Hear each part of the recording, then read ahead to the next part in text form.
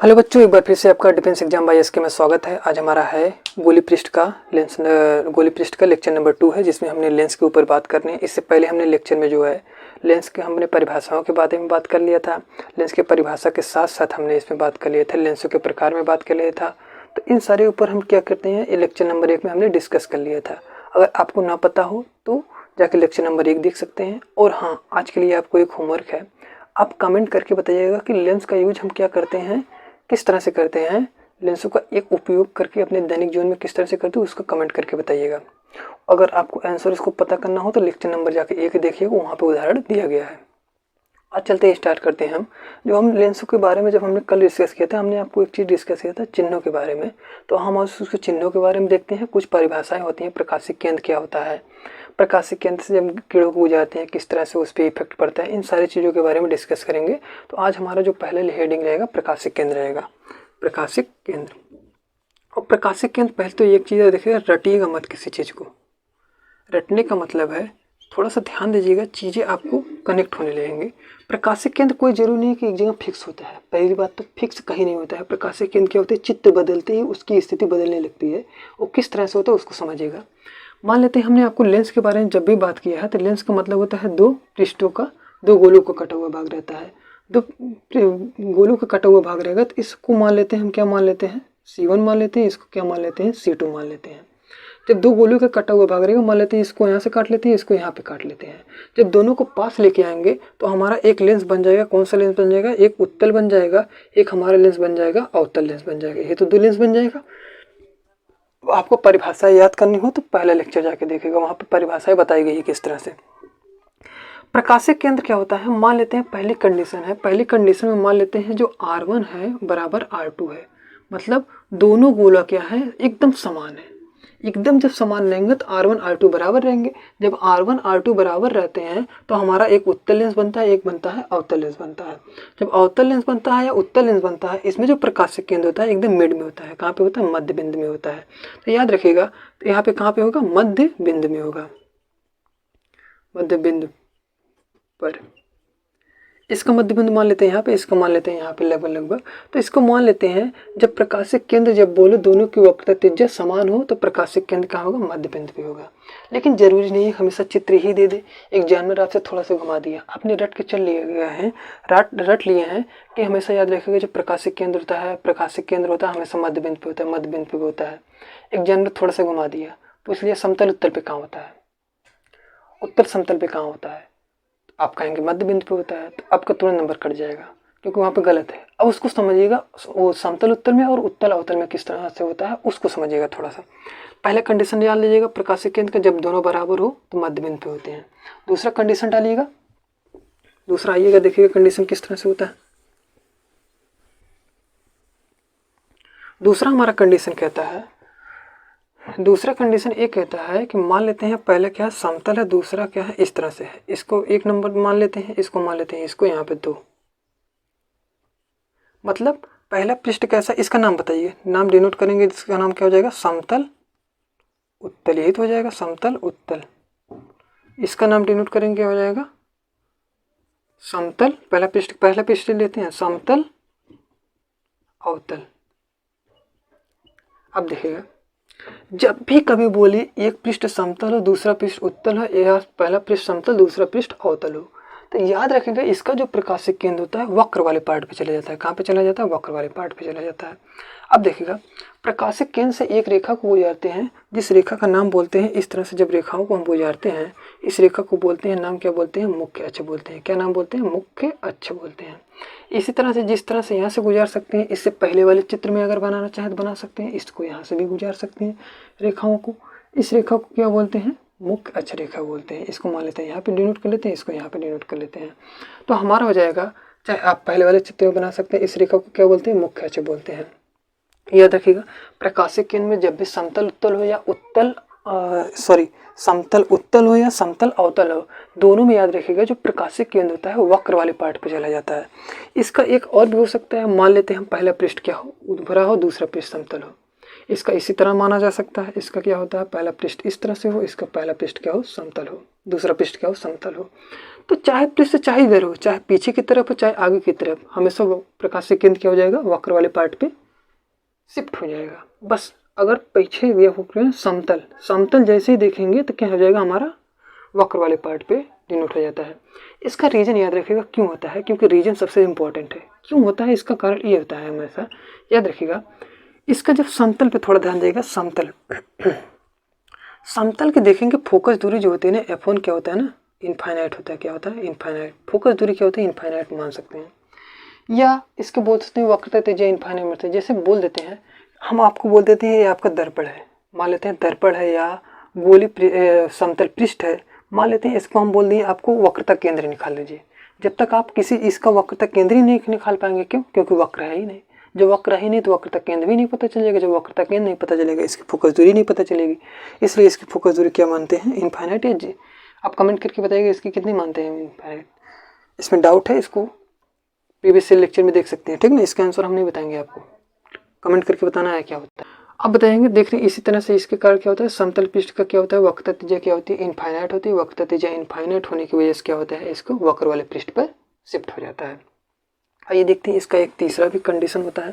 पहला कंडीशन हमारा याद रखिएगा, जो हमारा जब बराबर होते हैं, R1 R2 बराबर होते हैं। दूसरा हमारा जब समतल पृष्ठ होता है, एक साथ में आता है तो होता है। तीसरा हमारा कंडीशन मान लेते हैं, एक कंडीशन नंबर 3 देखते हैं। कंडीशन नंबर 3 हमारा कहता है अवतल उत्तल बोलते हैं। कंडीशन नंबर 3 क्या बोलते हैं, अवतल उत्तल बोलते हैं। तो हमारा देखते हैं अवतल उत्तल। कंडीशन नंबर 3 देखते हैं, अवतल उत्तल और उत्तल अवतल, उत्तल अवतल। इसका चित्र सबसे ज़्यादा इम्पोर्टेंट है, तो डायग्राम सबसे ज़्यादा इम्पोर्टेंट है। अवतल का चित्र क्या होता है, अवतल दर्पण किस तरह से बनता है, अवतल दर्पण हमारा बनता है इस तरह से।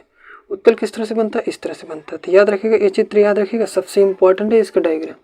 उत्तल किस तरह से बनता है, उत्तल हमारा क्या होता है, उभरा हुआ रहता था, और हमारा क्या अवतल क्या है, इस तरह से एक पृष्ठ बन जाता है। याद रखिएगा, जो पहला पृष्ठ कैसा है, अवतल है। दूसरा पृष्ठ क्या, उत्तल है। पहला पृष्ठ क्या, उत्तल है। दूसरा पृष्ठ क्या, अवतल है।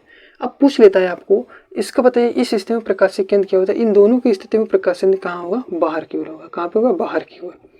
तो याद रखिएगा, जब भी आपको पूछ ले कि मिड बिंदु में कहाँ पे होगा, R1 R2 बराबर मिड बिंदु हो जाएगा। और उसके बाद पूछ लेगा वक्र पे कब होगा, जब समतल के साथ आएगा वक्र पे हो जाएगा। हमारा बाहर कब होगा, जब हमारा उत्तल अवतल हो या अवतल उत्तल हो, दोनों में क्या होगा, बाहर की तरफ होगा। चित्र को अच्छे से बना लीजिएगा, क्योंकि चित्र इसका इम्पोर्टेंट है, ठीक ना। दोनों का चित्र इम्पोर्टेंट है। नाम सबसे ज़्यादा याद रखेगा, नाम इम्पोर्टेंट है। कल की क्लास में आपको नहीं बताया था एक प्रकार में, उसको प्रकार में अगर कल वाले क्लास में नोट कर लीजिएगा इसको। तब प्रकाशिक केंद्र में आई होप आपको पता चल गया होगा, प्रकाशिक केंद्र में 3 प्रकार की कंडीशन बनती है। एक कंडीशन बनता है हमारा जब R1 R2 हो, दूसरा कंडीशन जब हमारा बनता है वक्र पे हो, तीसरा कंडीशन हमारा जब बनता है बाहर की तरफ हो। 3 कंडीशन पता चल गया। एक क्वेश्चन कभी कभी पूछता है, जब प्रकाशिक केंद्र से किसी रेखा को गुजरते हैं, या किसी प्रकाशिक केंद्र को ऐसे तरह प्रकाशिक केंद्र या किसी रेखा को गुजारते हैं, तो बताइए किरण को गुजारते हैं या रेखा को गुजारते हैं, तो बताइए वो बिना विचलित हुए निकल जाती है या विचलित होती हैं। तो याद रखिएगा, जब प्रकाशिक केंद्र को किसी रेखा से गुजारते हैं तो बिना विचलित हुए सीधे निकल जाती हैं। कैसे होते हैं, सीधे निकल जाती हैं। तो प्रकाशिक केंद्र में जोड़ लीजिएगा, पहले तो कहाँ से प्रकाशिक केंद्र कहाँ पे होता है। दूसरा क्या है, कभी प्रकाशिक केंद्र से किसी रेखा को गुजारते हैं तो क्या होता है, बिना विचलित हुए सीधे निकल जाती है। 2 नंबर हो गया कंडीशन। अब आइए आपको देखते हैं प्रथम फोकस दूरी और द्वितीय फोकस दूरी क्या होती है, और उसके बाद चिन्हों को थोड़ा ध्यान देते हैं, और उसके बाद क्लास को दाइंड करते हैं, ठीक।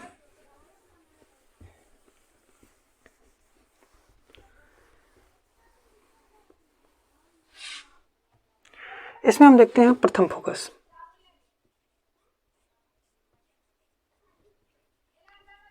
प्रथम फोकस को दर्शा देते हैं F1 से। किसको दर्शा देते हैं, F1 से। अब देखिएगा, पहला हम मान लेते हैं प्रथम फोकस किस पे बता रहे हैं, उत्तल पे बता रहे हैं। दूसरा हम किस पे बता रहे हैं, अवतल पे बताते हैं। और इम्पोर्टेंट याद रखिएगा, उत्तल वाला सबसे ज़्यादा, अवतल वाला इंपॉर्टेंट है सबसे वाला। नाम आप लिख लीजिएगा नीचे, एक कौन सा लेंस है, उत्तल लेंस है, एक कौन सा लेंस है, अवतल लेंस है।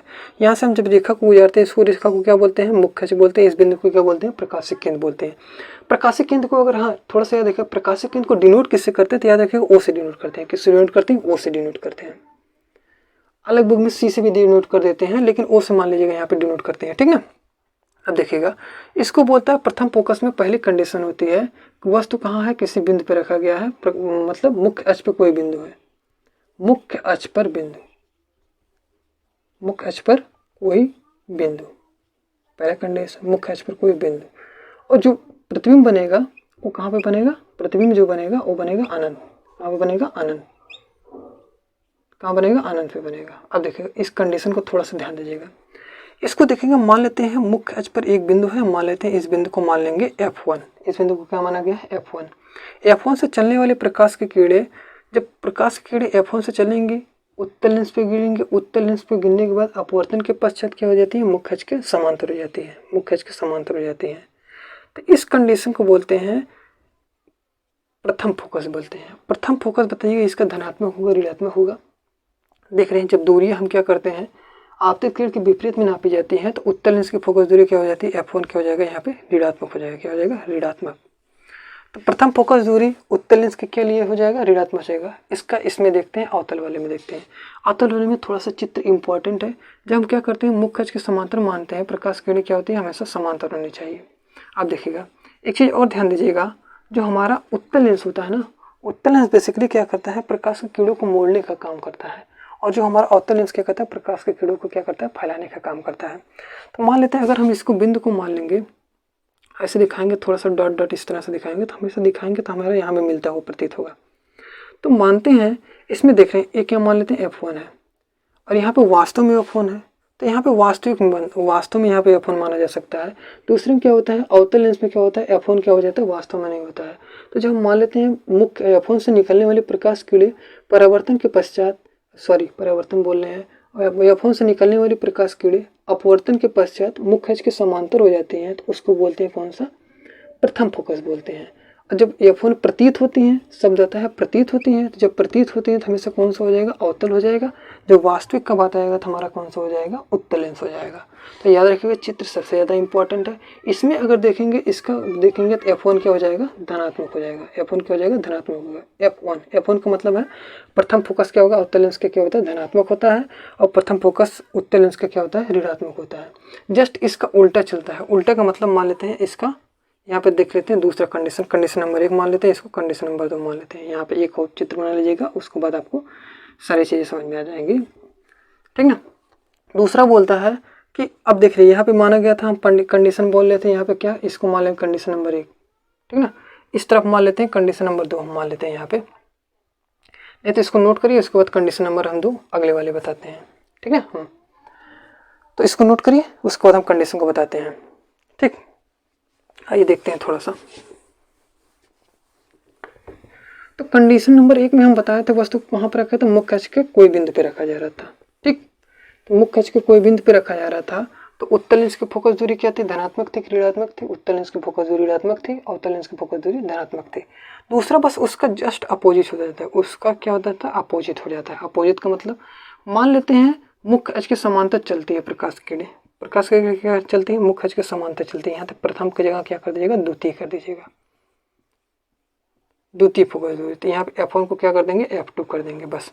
अब देखें मुख्य अक्ष के समांतर चलने वाली प्रकाश किरणें परावर्तन के पश्चात कहाँ से काटती हैं, फोकस से होकर गुजरती हैं। कहाँ से गुजरती हैं, फोकस से गुजरती हैं। इसी का तो उल्टा हो रहा है।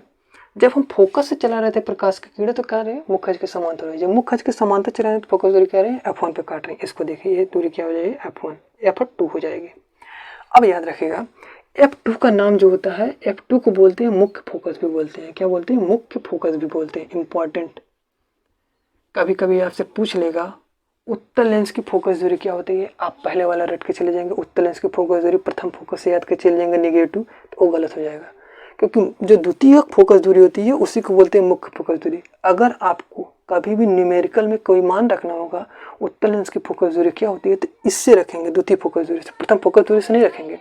जब दोनों को दे देगा तब वहाँ पे दोनों का डिनोट किया जाएगा। लेकिन अगर वास्तविक पूछेगा उत्तल लेंस की फोकस दूरी क्या होती है, तो यहाँ से द्वितीयक से देंगे, मुख्य फोकस से देंगे।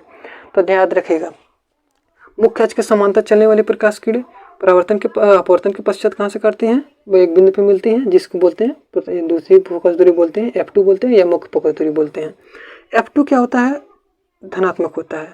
तो याद रखिएगा उत्तल लेंस की फोकस दूरी क्या होती है, धनात्मक होती है। इसी का जस्ट उल्टा, जब हम क्या करते हैं मुख्य अक्ष के समांतर प्रकाश की किरणें परावर्तन के पश्चात क्या होती है, हम बताए थे आपको, किरणों को क्या करता है, फैला देता है, किरणों को फैला देगा। पेड़ों को जब फैला देगा, इसको जब ऐसे मिलाते हैं तो हमेशा देखते हैं इसको इस तरफ में मिलती हुई प्रतीत होती है, इस बिंदु में मिलती हुई प्रतीत होती है। तो इस बिंदु को मान लेते हैं F2 मान लेते हैं। जैसे F2 मान लेते हैं तो अवतल लेंस की फोकस दूरी क्या होती है, निगेटिव होती है। क्या होती है, निगेटिव होती है। चिन्ह को सबसे ज़्यादा इंपॉर्टेंट दे दीजिएगा, क्योंकि इस जो भी चैप्टर चलता है लेंस वाला या जितने भी लाइट के जितने भी चैप्टर चलते हैं, चिन्हों का बहुत ज़्यादा इंपॉर्टेंट है। क्योंकि न्यूमेरिकल यहाँ से पूछेगा, बिना चिन्ह को न्यूमेरिकल में आप यूज ही नहीं कर पाएंगे, क्योंकि पहली कंडीशन है जब तक आप चिन्हों को नहीं पता नहीं वास्तविक को आभासी बना देंगे, आभासी को वास्तविक बना देंगे, तो यही गलती हो जाएगा। तो याद रखिएगा, कभी वो पूछे उत्तल लेंस की फोकस दूरी क्या होती है, उत्तल लेंस की फोकस दूरी क्या होती है, धनात्मक होती है। अवतल लेंस की फोकस दूरी क्या होती है, ऋणात्मक होती है। मुख्य फोकस दूरी से देखना है, प्रथम से नहीं देखना है, ठीक ना। हाँ, तो आज की क्लास में आपको समझ में आओगे। हमने आपको प्रकाशिक केंद्र बता दिया, प्रकाशिक केंद्र से रेखाएं गुजरती है किस तरह से, कंडीशन आपको बता दिया, प्रकाशिक केंद्र का बिंदु कहाँ कहाँ हो सकता है, तीनों कंडीशन हमने बता दिया। और हमने प्रथम फोकस दूरी, द्वितीय फोकस दूरी बता दिया। अब आज की क्लास के लिए इतना ही रखते हैं। इसके बाद जो क्लास आएगा वो हमारा आएगा लेंस मेकर सूत्र। और फर्स्ट वाले में थोड़ा सा धैर्य रखिएगा, फर्स्ट वाले में जो 1D ग्राफ हमने आपको बताया था नहीं हो पा रहा है, उसको भी लेके आएंगे, तो थोड़ा सा धीरे रखिएगा। थोड़ी सी दिक्कत होने की वजह से दोनों क्लास नहीं आ पा रहे हैं। तो इसके बाद हमारा आएगा लेंस मेकर सूत्र, सबसे इंपॉर्टेंट है, प्रीवियस ईयर क्वेश्चन में पूछा गया है। तो आज की क्लास के लिए इतना ही। हाँ, अभी तक आप चैनल पे हैं तो लाइक कर दीजिएगा, बेल आइकन जरूर दबाइएगा, सब्सक्राइब करके बिना नहीं जाइएगा। तो जय हिंद।